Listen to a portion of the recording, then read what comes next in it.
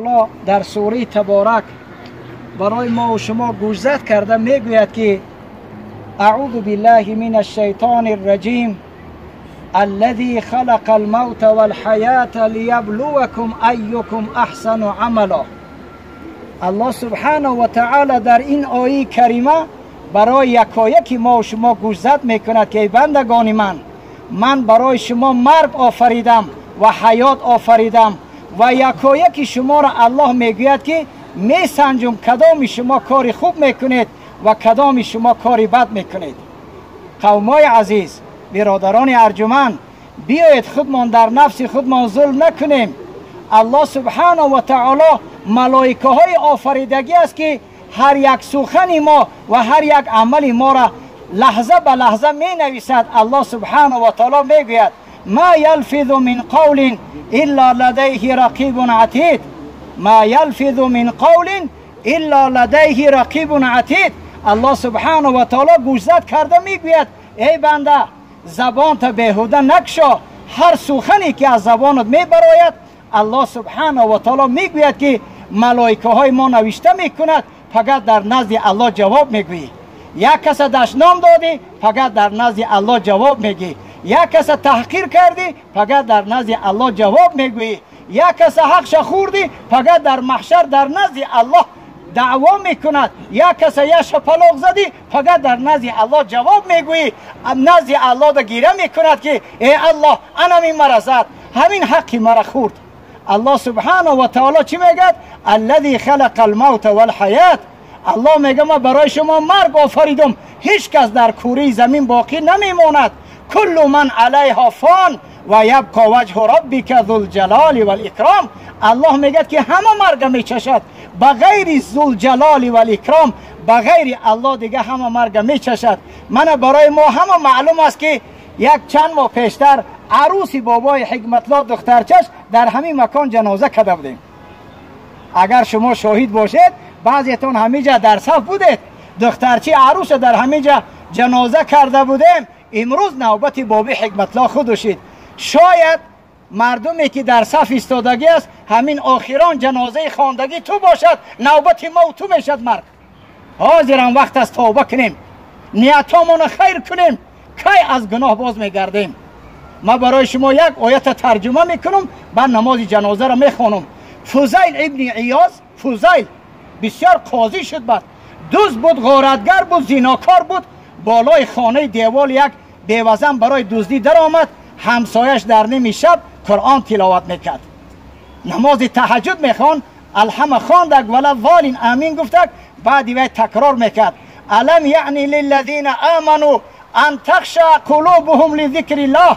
ای بندگان من، آیا وقتی نرسید است که تو از گناه باز بیستی؟ آیا وقتی نرسید است از عرق نوشی بیستی؟ آیا وقتی نرسید است که سیگار پرتایی؟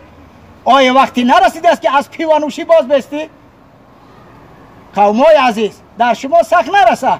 برای بعضی شما فرق ندارد 20 ساله عروس هم جنازه کنه فرق نداره، 100 ساله هم جنازه کنه فرق نداره، برای که دل تو سیاه هست. آیا وقتی نرسید است که ما توبه نکنیم؟ حاضرم برادران ارجمند، وقتی آمد است که از گناه ها توبه کنیم. مرگ انا میخیل با یکایک که ما چه خیلی که در بابای حکمت الله، ما بعض پگاهی ها بابای حکمت الله را میدیدم از سر قبرستان از زیارت دخترش می آمد. باور کنین ما پیش نمی رفتم، برای که گریه کرده می آمد از سر قبرستان.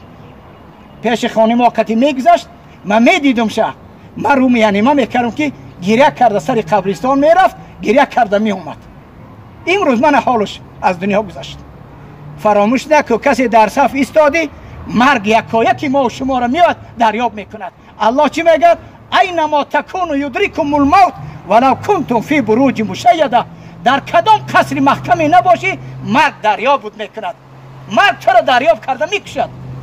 برای این وقتی آمد از قومای عزیز از گناهمان توبه کنیم، آدمی خوب شیم، نیتامون خیر کنیم، بخل و کینه را از سینه‌مان دور کنیم. حاضر من همی شما بعضی در صف ایستادگید، یکدیگر قطع قهریت قومای عزیز، یکدیگر تا پسند نمیکنید. کی برداری بعضی؟ لکه فراموش نکن یه روز میموری، فقط در نزد الله جواب میگی. میریم در لحد میسپاریم، گشته میاییم، هر کس از کارهای کردگی خود جواب میگد، از تن هیچ کسی است که جواب نمیگد. برای این سبب در آخر خداوند سفر بابی حکمت الله را به خطر بگرداند. برای همه معلوم است که بابی حکمت الله چندین سالا در همینجا زندگی میکردن. حق همسایگی، حق خیش تباری، اگر کسی در بالاش یگان قرض داشته باشد، من خیش تبارش در همینجا هستن ادا میکنن. لکن قومای عزیز، وقتی بخشیدن است. الله سبحانه و تعالی میگه که والکاظمین الغیظ والعافین عن الناس والله یحب المحسنین. بهترین بندگان الله کسی است که میبخشد گناه را، بخشنده را الله دوست می‌دارد. کسی قرض فرو میبرد، کسی در حق ظلم کرد میبخشد، الله دوست می‌دارد. وقتی بخشیدن است. اگر به شرط یگان نماز قضا داشته باشد، الله مهربان است میبخشد. لکن اگر کسی قرض باشه به شاهد خیش تبارش هست، اگر نباشه در حقش دعا میکنیم خداوند سفر بابی حکمت الله را به خطر بگرداند و خداوند سؤال منکر و نکیر در زبان جاری بگرداند. در فرزندای باقی ماندگی صبر جمیل عطا فرماید. خداوند جمهوری ما را همیشه تینجی امانی بگرداند. پروردگار این کرنویروس از بالای مردم تاجیک برداشته بگرداند. خداوند مردم تاجیک بخل و کینه و حسد از دلش دور بگرداند، یا دیگر دوست بدارند. عاقبت کار ما و شما را به خیر بگرداند یا ارحم الراحمین. خب